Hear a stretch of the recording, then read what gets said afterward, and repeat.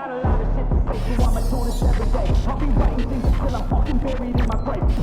Deep, whenever my body won't decay, 'cause my message is a power, so they'll put it on. हम सबको ये लगता है कि हम पढ़ाई में बहुत ज्यादा पीछे हैं, सही से पढ़ाई कर नहीं पाते हैं। अरे पढ़ते वक्त नींद भी आती है और पढ़ा हुआ याद ही नहीं रहता, और सबसे इंपॉर्टेंट एग्जाम सर पर है लेकिन फिर भी पढ़ाई करने का मन नहीं कर रहा। आज हम लोग ऐसे पावरफुल स्टडी हैक्स के बारे में बात करेंगे जो कि अगर आपने अपनी लाइफ में इंप्लीमेंट कर लिए ना तो पढ़ाई बर्डन नहीं, जीवन का एक हिस्सा लगेगी और एग्जाम के लिए पढ़ना भी बाय हाथ का खेल हो जाएगा। हेलो एवरीवन, कैसे सभी लोग? उम्मीद करता हूं सभी लोग बहुत अच्छे होंगे। Welcome back, this is your Athar bhaiya. बिना किसी देरी के स्टार्ट करते हैं। शुरुआत करते हैं हम लोग हमारे अलग अलग मेथड्स की, और ट्रस्ट मी ऑन दिस जब मैं ये कह रहा हूं कि अगर आपने अगले 7 दिनों तक ये चीजों को इंप्लीमेंट कर लिया ना, आप नोटिस करोगे कि यार पढ़ाई तो आसान थी, मेरे पढ़ने का तरीका बस थोड़ा सा गलत था। पढ़ने का तरीका सुधार लिया, पढ़ाई आसान बन गई। सबसे पहले आते हैं हमारे प्रोडक्टिव आवर्स। भैया ये प्रोडक्टिव आवर्स क्या होता है? देखो, हमारे पूरे दिन में ना कुछ ऐसे घंटे होते हैं जहां पर हमारा दिमाग सबसे ज्यादा तेज चलता है। हो सकता है किसी के लिए वो रात को 12 से लेकर 3 के बीच का समय हो, किसी के लिए रात को 6 से 9 का, किसी के लिए सुबह का 6 से 9 का समय हो। आपको बस ये आइडेंटिफाई करना है कि दिन में आप सबसे ज्यादा प्रोडक्टिव, एक्टिव कब रहते हो, आपका दिमाग सबसे तेज कब चलता है। ठीक है, ये आइडेंटिफाई करने के लिए आप ना मैथ्स के थोड़े डिफिकल्ट सवाल लगा सकते हो। जिस टाइम पर आपसे थोड़े डिफिकल्ट सवाल सही से बन रहे हैं ना, उसका मतलब वो समय ऐसा है जहां पर आपका दिमाग तेज चलता है, और ऐसा हर इंसान के लिए होता है। मेरे साथ भी ऐसे ही होता है। मैं अपने दिन का सबसे डिफिकल्ट काम, सबसे इंपॉर्टेंट काम सुबह 11 से लेकर 2 के बीच करता हूं, क्योंकि तब मेरा दिमाग सबसे तेज चलता है और तब मैं चीजों को बहुत इजीली कर पाता हूं। आपको बस इतना आइडेंटिफाई करना है, और आपके लाइफ में जितनी भी डिफिकल्ट चैप्टर्स है ना जो कि आपको दिक्कत दे रहे हैं एग्जाम में, वो सारे डिफिकल्ट चैप्टर्स आपको इन प्रोडक्टिव आवर्स में करने हैं। फॉर एग्जाम्पल, रात को शाम को 6 से लेकर 9 के बीच का जो समय है वो आपके लिए सबसे प्रोडक्टिव साबित होता है। ठीक है, तो आप जितने भी डिफिकल्ट चैप्टर्स होते हैं ना आपके सिलेबस के, वो सारे इस समय में करोगे, क्योंकि अगर डिफिकल्ट चैप्टर्स प्रोडक्टिव आवर्स में कर लिए, चैप्टर्स इजी हो जाएंगे और हमारा काम भी आसान हो जाएगा। तो सबसे पहले स्टेप क्या है? हमको हमारे प्रोडक्टिव आवर्स को जो है वो आइडेंटिफाई करना है, बस खत्म है। हमारा जो नेक्स्ट मेथड है वो है RVL मेथड्स। अब ये RVL मेथड्स भैया होते क्या है? देखो, बहुत सिंपल सी बात है। इस दुनिया में हर एक इंसान अलग है।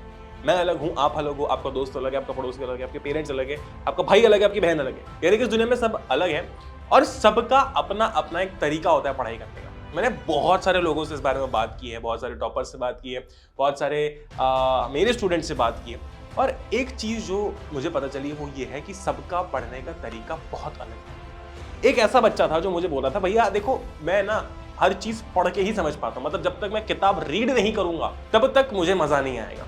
जब तक मैं हर एक वर्ड रीड नहीं करता तब तक मुझे मज़ा नहीं आता, मुझे चीज़ें समझ में नहीं आती। ठीक है, एक दूसरा बच्चा था, उसने बोला कि भैया ना मुझे जब तक मैं लेक्चर ना देख लूं, जब तक मुझे कोई सामने वाला विजुअलाइज नहीं करवा देता ना, तब तक मुझे चीजें याद नहीं रहती।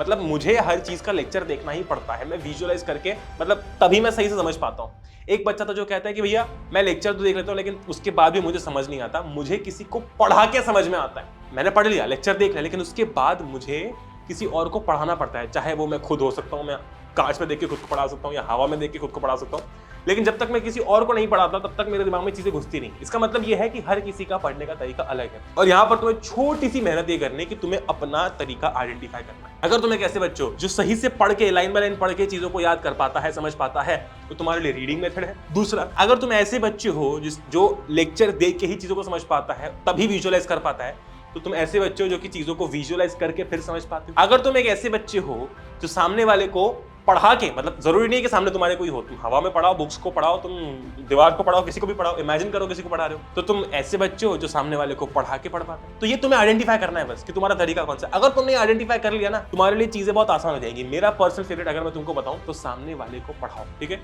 आप जब दूसरों को ज्ञान देते हो ना, तुम ज्ञान की बातें करते हो ना अपने दोस्तों के साथ में, ये ऐसा वो वैसा, इसकी ज्ञान की बात है, उसकी ज्ञान की बात है, इस मीम का ट्रेंड, उस मीम का ट्रेंड, इस चीज का ट्रेंड, उस चीज का ट्रेंड, हम लोग ज्ञान देते हैं। बस वैसे एक चीज पढ़ लो और उसका ज्ञान इमेजिन करके देते रहो, बस किसी को दे रहे हो, उससे चीजें ज्यादा याद रहती है। आपके टीचर्स को चीजें इतनी याद क्यों है?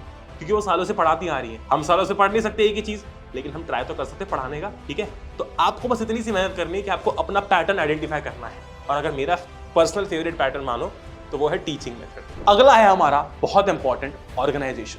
भैया ऑर्गेनाइजेशन का मतलब क्या है? देखो, आप जब भी कोई काम करने के लिए बैठते हो ना, एक चीज का हमेशा ध्यान रखना कि आपके टेबल पर जो भी आप सब्जेक्ट पढ़ रहे हो, उसकी बुक और उसकी नोटबुक के अलावा और अपनी स्टेशनरी के अलावा और कुछ भी सामान नहीं होना चाहिए। आप जब अपने टेबल पर बैठोगे और 10 अलग अलग चीजें टेबल के ऊपर पड़ी होंगी ना, वो बहुत ज्यादा पैनिक क्रिएट करती है।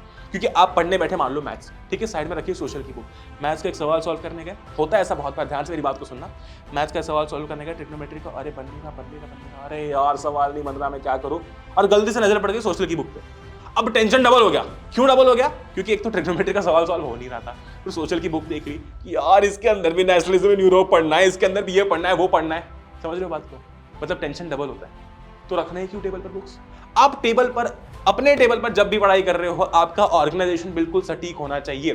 कहने का मतलब यह है कि टेबल पर जो चीजें हैं वो सिर्फ आपको मोटिवेट करे, आपको डिमोटिवेट ना करे। अगर आप लैपटॉप से, फोन से पढ़ते हो तो फोन, नोटबुक, उस सब्जेक्ट की बुक, पेन और आपका जो भी स्टेशनरी लगती है वो, इसके अलावा और कुछ नहीं होना चाहिए। और ये कोई मजाक वाली बात नहीं, हमें जो मम्मी पापा बोलते हैं ना, बेटा टेबल साफ करके रखा कर, बेटा अपने कपड़े सही से रखा कर, ये जब ऑर्गेनाइजेशन आता है ना लाइफ में, तो ये ऑर्गेनाइजेशन हमको बहुत ज्यादा हेल्प करता है पॉजिटिवली। आप जब ऑर्गेनाइज्ड होते हो तब आपको पता चलता है कि नहीं यार, अब मैं काम को इजीली कर सकता हूँ, आसानी से कर सकता हूँ। तो ऑर्गेनाइजेशन आपकी पढ़ाई को बहुत ज्यादा बूस्ट कर सकता है। इसीलिए टेबल पर सिर्फ वही चीजें होंगी जो कि आपको रिक्वायर्ड हैं। फिर आता है हमारा टाइम हैक। टाइम हैक मेरा सबसे फेवरेट स्टडी हैक है, और स्टडी हैक ही नहीं है ये सिर्फ, ये मैं अपनी लाइफ में भी इस्तेमाल करता हूँ काम करने से। देखो क्या होता है ना कि ये दिमाग के साथ खेलने वाली ट्रिक है, ध्यान से इसको सुनना। क्या होता है कि जब हम लोग पढ़ने बैठते हैं तो मान लो कि हम पढ़ने बैठे और पढ़ने का बिल्कुल ही मन नहीं करता, होता है ऐसा, मतलब बिल्कुल जीरो मन कर रहा है, राइट? मान लो फॉर एग्जांपल आप पढ़ने के लिए बैठे हो, टाइम हो रहा है 5:45, ठीक है। पहले तो आप खुद को क्या बोलोगे, अरे यार 5:45 हो रहे हैं, 6 से पढ़ने बैठ जाऊंगा, ऐसे और टाइम पे कैसे पढ़ने के लिए बैठूंगा, होता है ऐसा, ठीक है। हमें एक चीज करनी है, हमें कहना है खुद से कि यार 5:45 हो रहे हैं, पढ़ने का बिल्कुल मन नहीं कर रहा है ना, बिल्कुल मन नहीं कर रहा, कुछ और करने का मन कर रहा है। एक काम करते हैं, थोड़ी देर ट्राई करके देखते हैं। ट्राई करने में क्या जा रहा है? अगर उसके बाद भी पढ़ाई नहीं हुई तो उठ जाएंगे। इसीलिए आप जब भी ये सोचते हो कि यार मेरी पढ़ाई करने का बिल्कुल मन नहीं कर रहा, मेरा, मुझे बिल्कुल नहीं बैठना, बैठ जाओ टेबल पर जाकर और बोलो कि यार ठीक है 5:45 हो रहे हैं, 15 मिनट ट्राई करके देखते हैं, पढ़ाई हो जाएगी तो ठीक, नहीं तो उठ जाएंगे। इससे पता है क्या होता है, मेरे साथ ये बहुत बार हुआ है, बहुत बार ऐसा होता है कि यार बिल्कुल मन नहीं कर रहा है ये चीज करने का, यार क्या करूं, छोड़ो। लेकिन फिर मैं सोचता हूँ कि काम करते हैं, 10 मिनट ट्राई करके देख लेते हैं, अगर फिर भी इच्छा नहीं हुई, मन नहीं किया तो उठ जाएंगे। और 80 से 90% टाइम ये होता है कि जब मैं ये करता हूँ ना, मैं काम करते ही रहता हूँ, टाइम निकल जाता है, पता नहीं चलता। आप भी जब ऐसे समय पर अगर पढ़ने बैठ गए, मान लो, है ना, आपने किताब खोली, आपने पढ़ना चालू कर दिया, सोचा कि ठीक है हो जाती तो ठीक है, नहीं तो उठ जाएंगे। आप देखना मैक्सिमम बार यही होगा कि आप पढ़ते चले जाओगे, क्योंकि आपको रियलाइज होगा कि यार अब तो पढ़ना चालू कर ही दिया है, अब उठ के क्या मतलब, अब अगर उठ गया तो फिर ये पढ़ा हुआ वेस्ट चले जाएगा, तो पढ़ ही लेते थोड़ी देर, बाद में उठ जाएंगे।